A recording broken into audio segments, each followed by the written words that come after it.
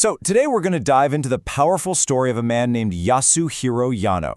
His life was completely flipped upside down by a disease that's, well, it's almost impossible to imagine. It's a story about light, about darkness, and about a kind of resilience that's just incredible. Let's get right into it. And this quote, wow, it just perfectly sums up the tragic, just gut-wrenching irony of his whole story, doesn't it?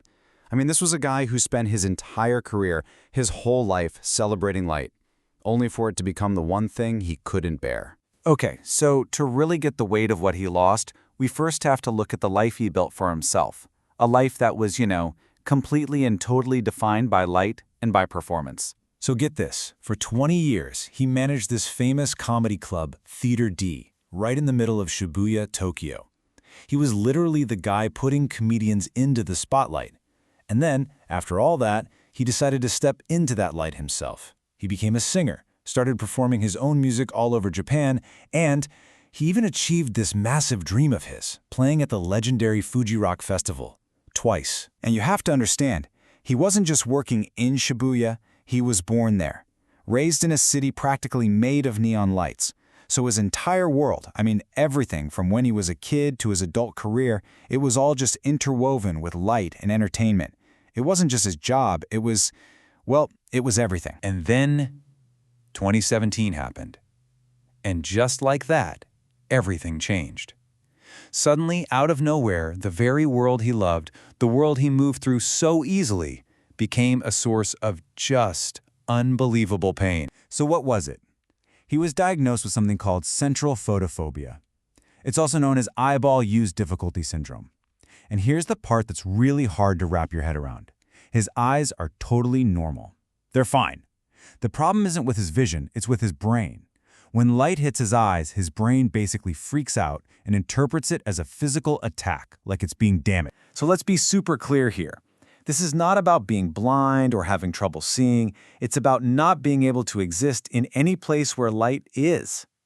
The modern world, what he calls a flood of light, from our smartphones or TVs, the LEDs everywhere, for him, it's like walking through a minefield. And how does it feel?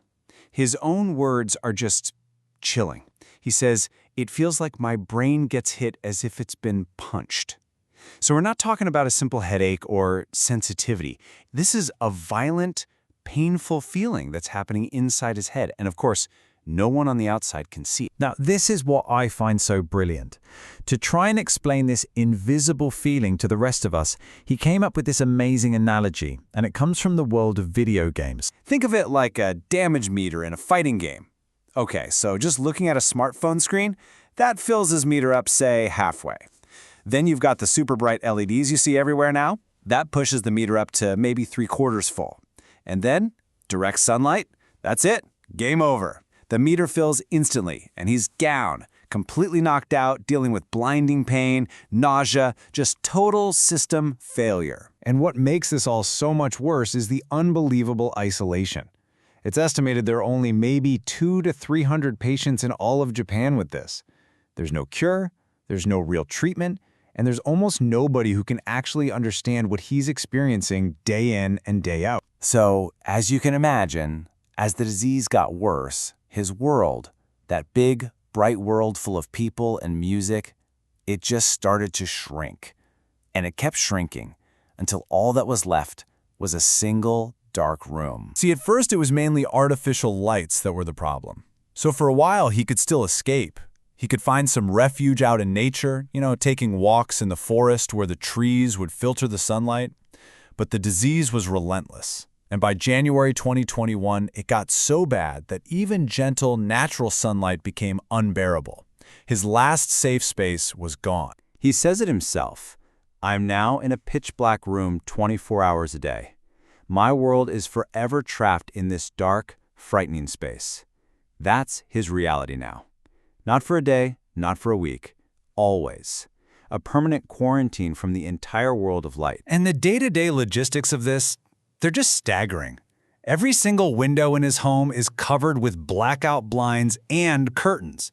His family has to live by tiny little reading lights just so no stray light gets to him. He can't use a smartphone, can't watch TV. His wife literally has to write down everything for him. his thoughts, his posts for social media. And to top it all off, because the condition isn't officially recognized as an intractable disease in Japan, he gets almost no public support.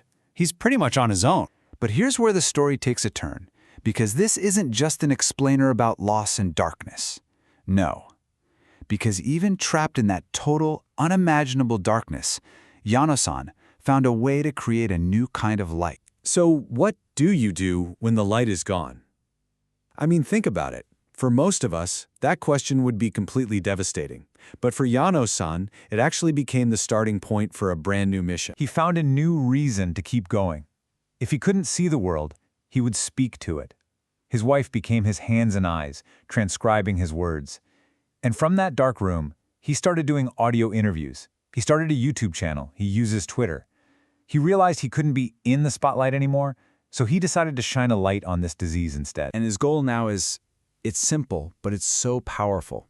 He just wants to make sure that the next person who gets this diagnosis doesn't have to feel as alone as he did, that they don't have to face that same terrifying lack of information. He's literally fighting from the darkness so that other people won't be left there. And this right here, this is why telling this story is so important. Listen to this quote from him. "Just by you knowing that people like me exist, fighting this loneliness, I feel a little bit saved." For him, just the act of us listening right now, of us knowing his story, that awareness is a kind of rescue. It helps lift a little piece of that crushing weight of being completely alone. So, Yano-san's journey really leaves us with this one big question to think about. In a world that is so completely built on light, on being seen, on being visible, how do we make sure we see the people who are forced to live in the dark? It challenges us to think about all the invisible struggles people face and what it really means to build a world with empathy, a world where we truly support one another.